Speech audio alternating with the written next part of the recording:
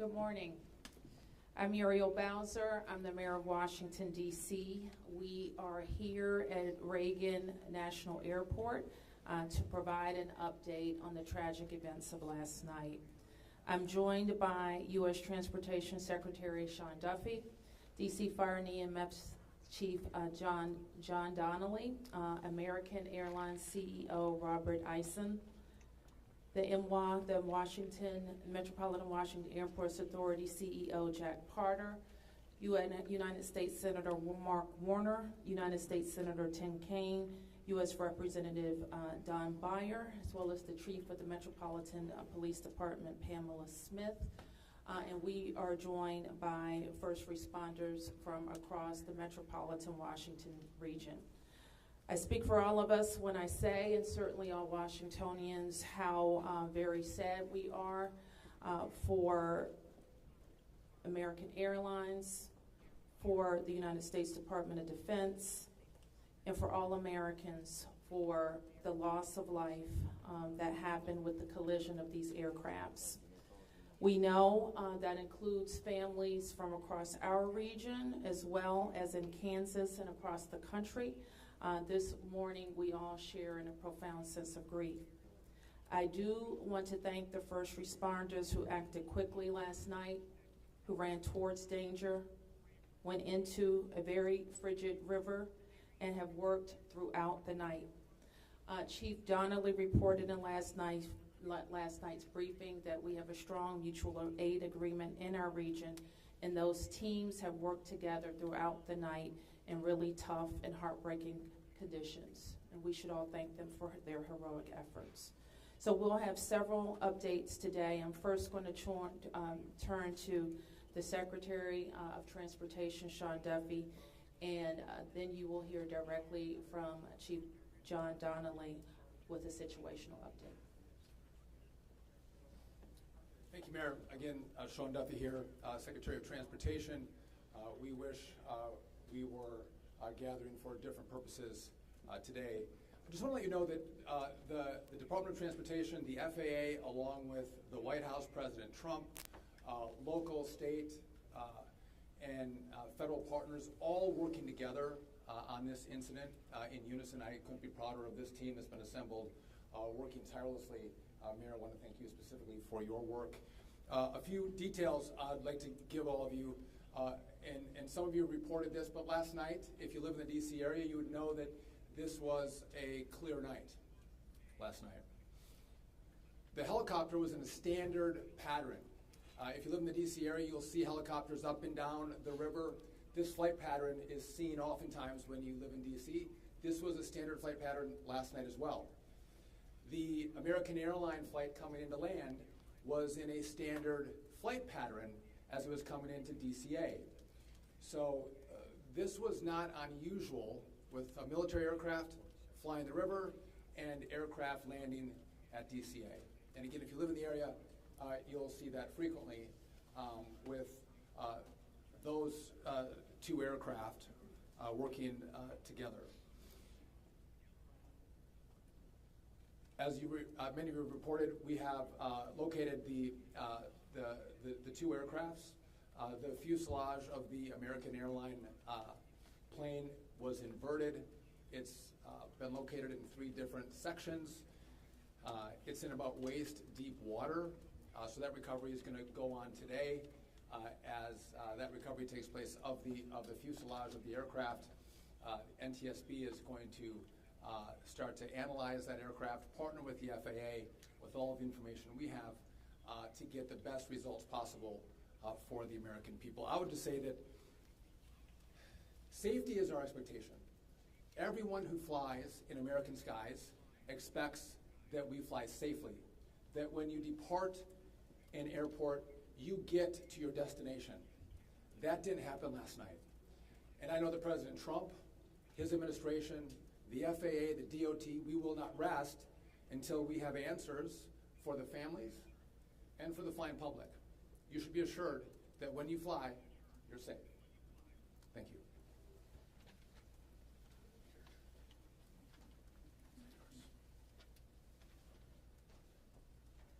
Thank you, Secretary. Thank you, Mayor. I'm joined today with Fire Chief Bonnet from the Metropolitan Washington Airports Authority, and I'm John Donnelly, Chief of the District of Columbia Fire and EMS Department. Last night at 8:48, the control tower sounded an alert, which alerts responders to respond to a report of an aircraft crash on or near the airport. That sets off an immediate response from the Airport Authority Fire Department, from the District of Columbia and Metropolitan Harbor Patrol fire boats and other fire boats on the river in order to support that type of operation. Very quickly, this call escalated. It became apparent, the responders realized that they had a plane crash and immediately escalated to a response that ultimately included about 300 people last night. These responders found extremely frigid conditions. They found heavy wind. They found ice on the water, and they're operated all night in those conditions.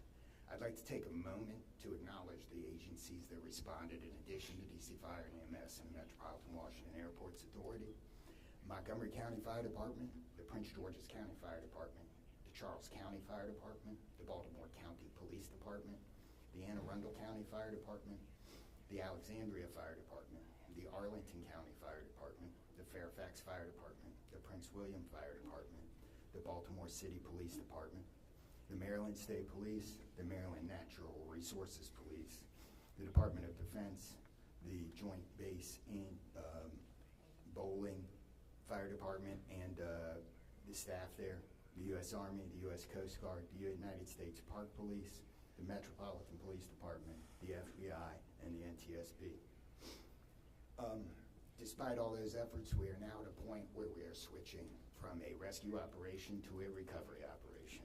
At this point, we don't believe there are any survivors from this accident, and we have recovered 27 people from the plane and 1 from the helicopter.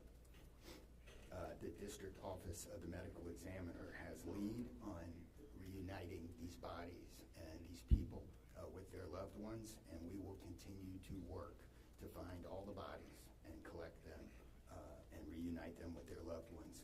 We should also acknowledge that the Virginia Medical Examiner and the Army Medical Examiner are involved in this operation and a very important part of getting people identified. So.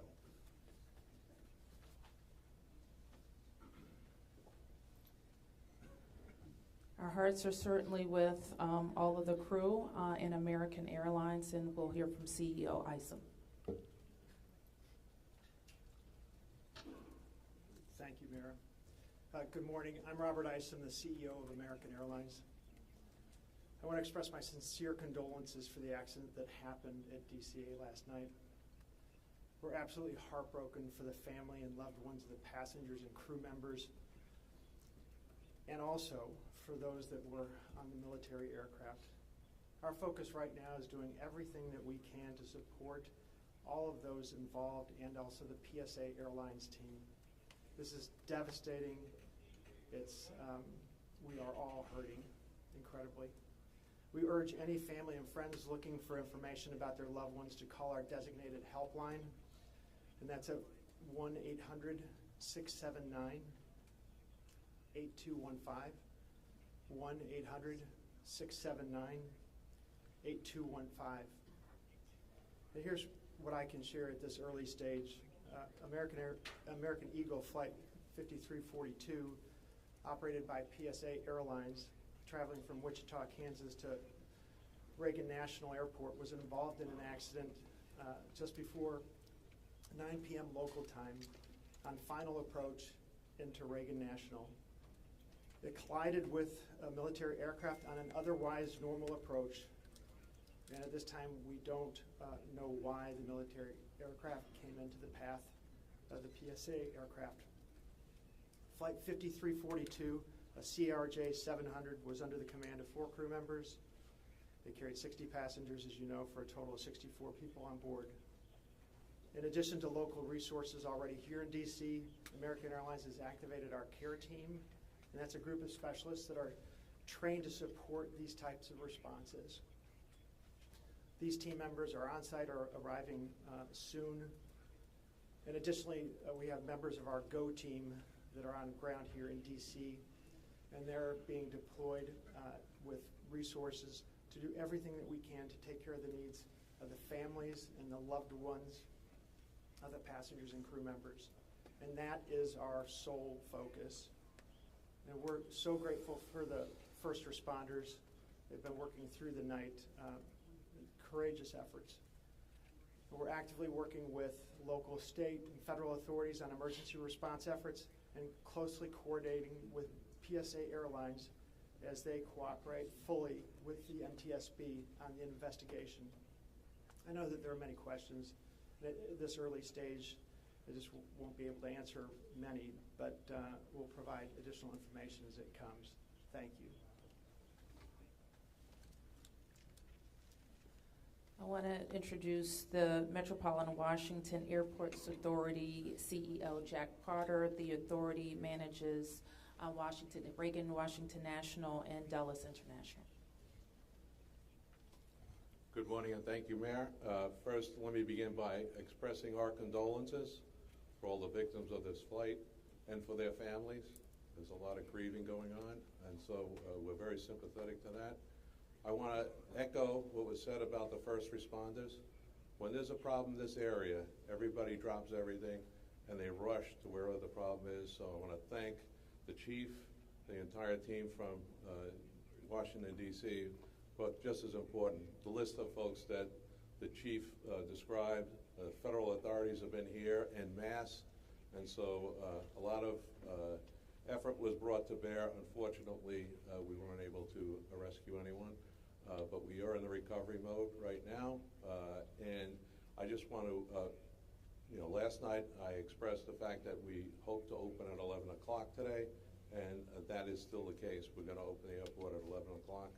And again, condolences to the families and thanks to the many, many who are still out there working very, very hard to complete this recovery. Thank you, ma'am. I do want to acknowledge that the Virginia Transportation Secretary is here in addition to the Alexandria Mayor. And I will like to ask members of the Virginia Congressional delegation to the podium next. U.S. Senator Mark Warner, followed by Tim Kaine and Representative Don Beyer. Thank you, Mayor. I want to join with everyone else and express my condolences for the victims. For folks who don't live in the DMV, we are made up of a lot of jurisdictions. Reagan Airport's in Virginia. Across the river we have Maryland, obviously the district, but has been indicated by the chief, when tragedy happens, all those distinctions between the various jurisdictions and our federal partners all disappear. And I want to again thank all the first responders.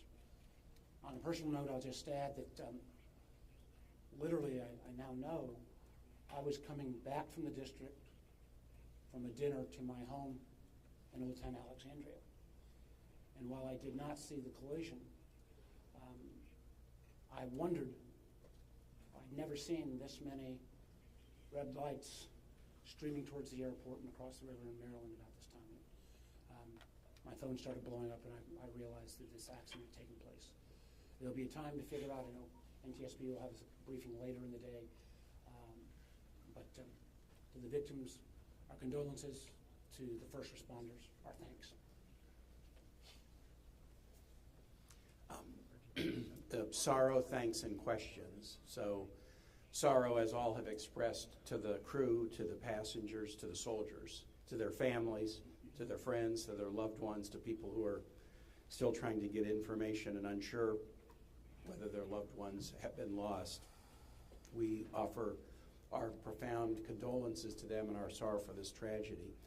Thanks, I'll echo, Mayor, what you began with. When you see a challenge like this and you see people from so many different agencies, local, state, federal, with different uniforms, different badges, but working in such a coordinated way, even in the midst of a tragedy, it does give you a sense of appreciation and pride in people's willingness to come to the danger and work together. And I started to see that as a local official 30 years ago in Richmond, and definitely have seen it here.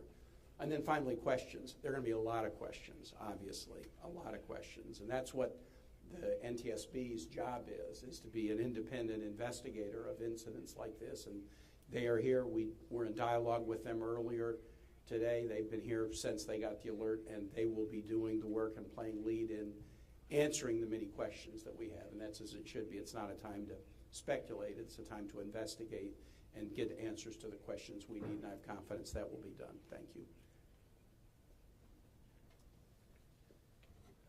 Following up on the Senator, I think grief, thanks, and service, with millions and millions of Americans traveling every year, we are all grieving, knowing that it could have been our loved ones, it could have been us. And our hearts go out to all those who have lost folks. In a most partisan place, also, I'm really thankful that Democrats and Republicans, people from all over, have come together to try to make sure that people are served. As the local representative, I want the families to know that our office is available to serve you in any way we possibly can through this time of grief and transition and loss. And then also just note that we're deeply grateful for the people who risked their lives last night on a moment's notice and spent the whole night on the river in the ice and the wind, serving us.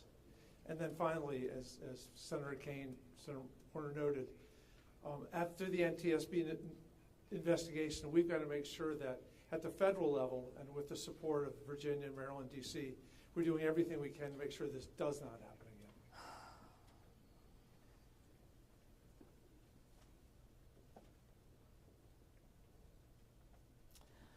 So with that, it's been said already that the National Transportation Safety Board becomes the lead agency in the investigation. Our jurisdiction in D.C., where the crash occurred over the river, concludes as we, in the leadership role of the Unified Command, as we shift to a recovery effort. We expect the National Transportation Safety Board to provide briefings to the press later in the day. So at this point, we can take a few questions. Yes? Can you say without a shadow of a doubt that people are safe to fly? What we can talk about today is what happened here with the collision of these vehicles. We've said what we know, and that the National Transportation Safety Board continues to investigate. I don't know that any of us have been briefed on anything that would suggest any other aircraft are implicated. Yes? You're still missing 30-plus people in the water. What are some of the challenges in recovering them right now? Chief? So the rescue operation, or the recovery operation, goes on. It's a lot of touch and feel in the different parts of the plane or in the helicopter, and the crash area is a little spread out, so we've got some work to do. And I think it's a pretty normal type of situation. I don't think it's extraordinary. How spread out is this debris field? So the wind started blowing last night, so we've had debris travel from the airport down as far as the Wilson Bridge. Mile-wise, how far is that? I couldn't tell you. Less than a mile. This is a question for CEO Carter. You're going to open the airport at 11 o'clock this morning. How are you going to do that, and what impact is that going to have on operations, on passengers, on people's anxiety? How are we going to do this? Well, we're going to open the airport at 11 o'clock. It's safe. We've worked with all the federal agencies, FAA, and it's been determined that we can open that airport safely. The recovery effort that's on our property is on the waterfront. Our primary runway, 119, will be open. It's away from any activity. We're going to have a secure area around that, so all are comfortable that we can get back to operations. Now, each airline will announce or communicate to their passengers what their operations are going to be. Obviously, their networks were disrupted overnight, and so we might have a slow recovery, but the bottom line is we will begin to have aircraft moving out of this airport at 11 o'clock. Okay, so 1, 2,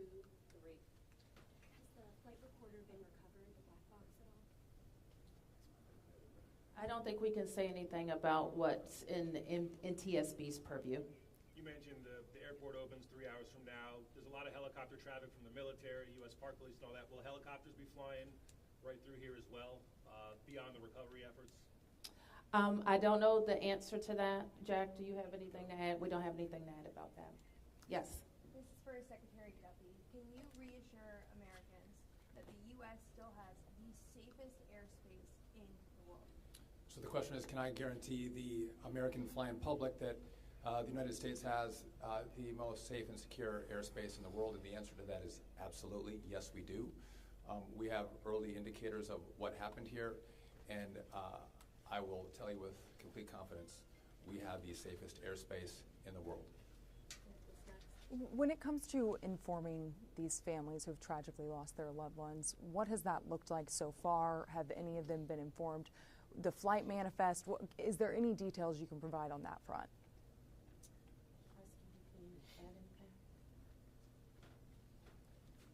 All I can say is that we have published the 1-800 number.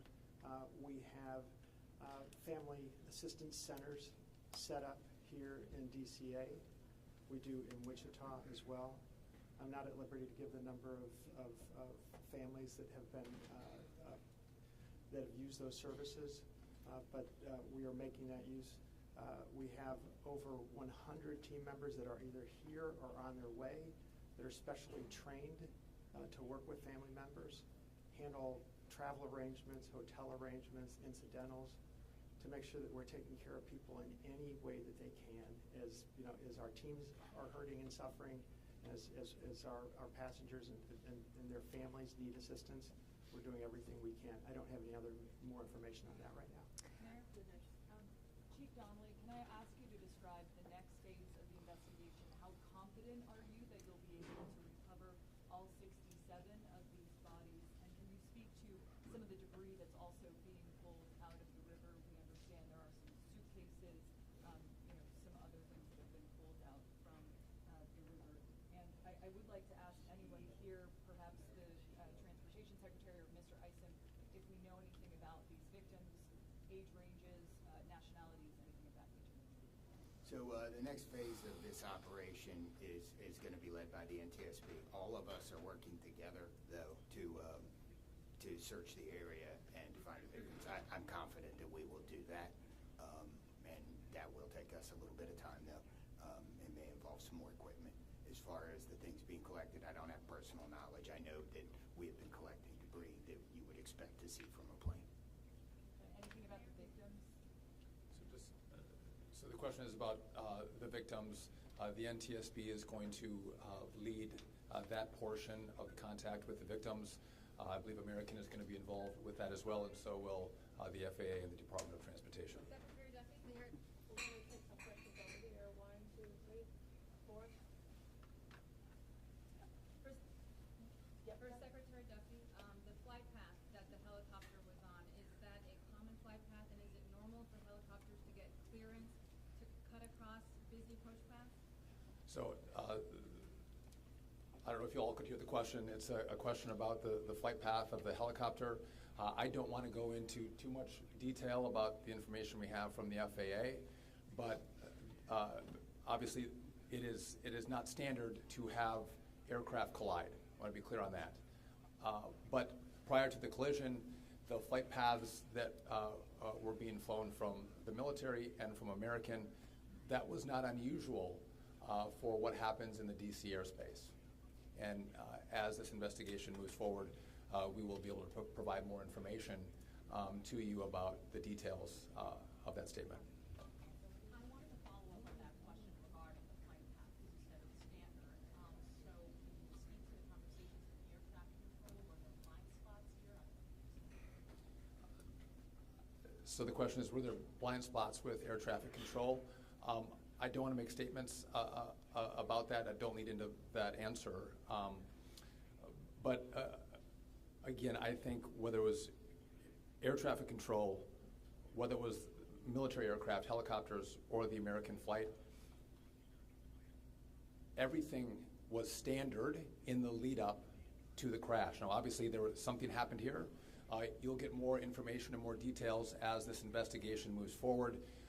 We'll learn what happened.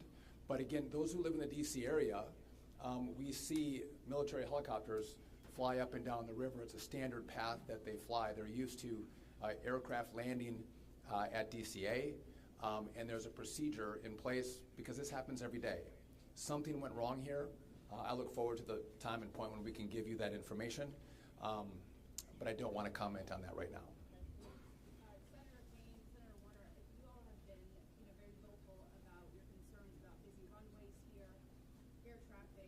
I know it's still early in the investigation. I'm just curious if any steps that you all plan to take to address that.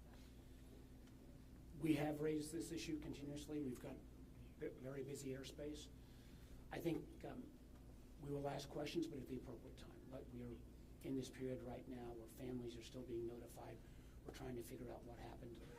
There'll be time for those discussions, I think. Yeah, I'd just say the same thing. We've been pretty plain about our concerns, but it isn't a good time to speculate right now. We have faith that the NTSB will provide the answers about this. Okay, you more here, and I'm going to take three in the middle, and then we're going to have to wrap. 1, 2, 3 after this gentleman. Thank you, appreciate it. Chief, I know again, I can imagine it must be traumatic for your first responders having to do this. How are they doing right now, and are you all going to be offering services to help them as they process this? So thank you for the question.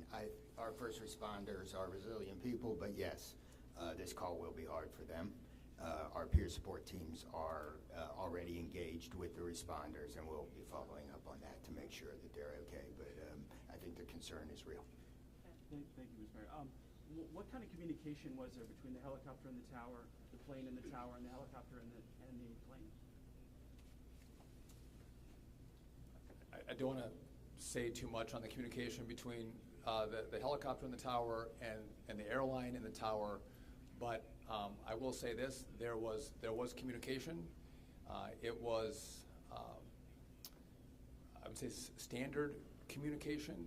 So there was not a breakdown, if that's your question, in communication between the military helicopter and the American airline flight. There was communication between the aircraft and the tower. Was the plane aware there was a helicopter in the area?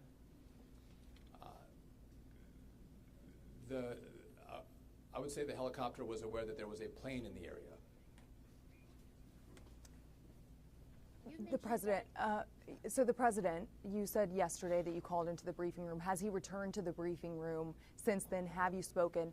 Also a question about the National Security Advisor, Mike Waltz. He's saying that there was 30 bodies that have been recovered. That he just said that at the White House. Curious, I know you're in this presser right now, so that's hard for you to update, but I do have the question on POTUS in the briefing room. So in terms of body recovery, as we recover bodies, we have a process, and we're not counting any bodies until they're in the possession of the medical director. So there may be some fluctuating in numbers that other people would report, but our numbers from the medical examiner. Thank you. So just in regard to the president, in the briefing room, I've been with this team for the last hour plus as we've worked through the details of the information we wanted to give you. But it is my understanding that either this morning he was going to be in the Situation Room, or the Situation Room is obviously briefing the president. He has been kept in full appraisal of what is taking place. Okay, last two, you and you, ma'am. First. You mentioned that the aircraft are on a standard flight pattern. Just curious, when the airport opens at 11 today, will planes be on that flight pattern again, or are they being directed to fly a different way to land? Well, I mean,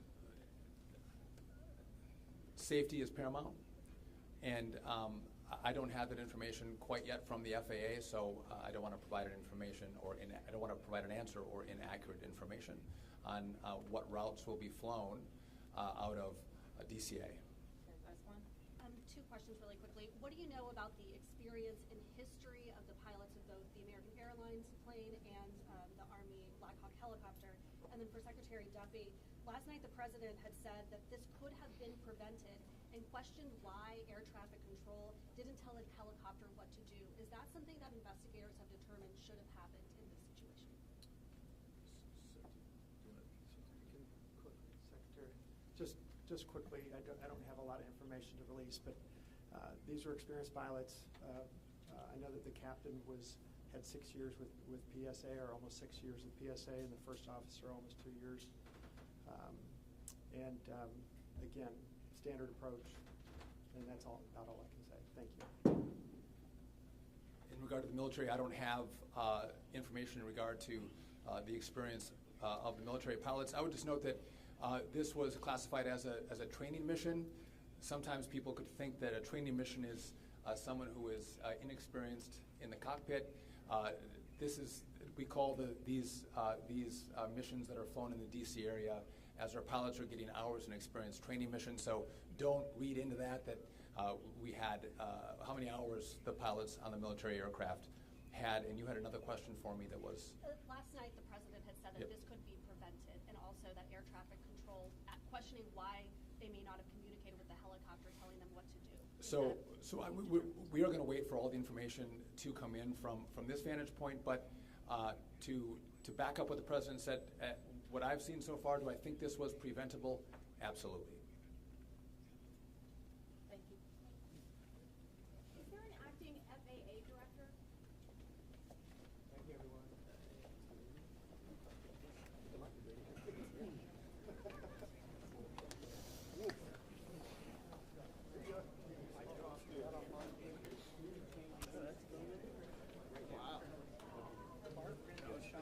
Ready.